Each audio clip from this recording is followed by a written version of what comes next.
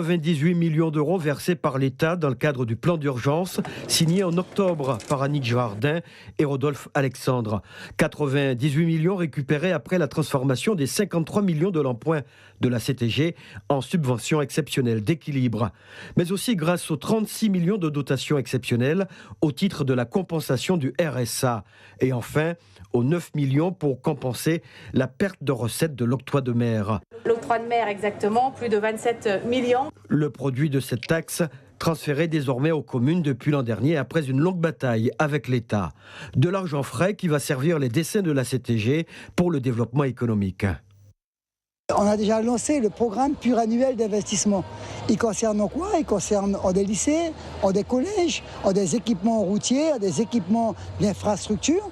Ce volume de transfert en termes financiers serait affecté au programme servant à la relance de l'économie de la Guyane, aux côtés desquels nous-mêmes, nous y mettons soit les fonds européens, soit les fonds propres de la collectivité, qui fait que nous avons engagé à l'heure actuelle 460 millions d'investissements pour le territoire de la Guyane. 100 millions d'euros en plus du milliard 100 promis dans le cadre de l'accord de Guyane. Cette enveloppe supplémentaire peut paraître dérisoire au regard des besoins du territoire.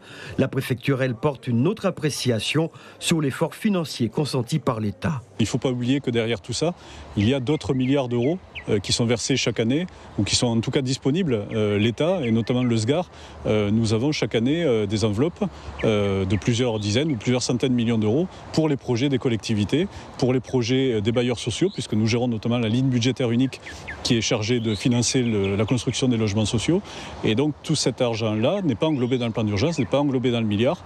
Il y a les dotations aux collectivités, les dotations de fonctionnement, les dotations d'investissement. Le plan d'urgence prévoit également le versement d'une subvention annuelle de 50 millions d'euros pendant 5 ans pour la rénovation et la construction d'établissements scolaires.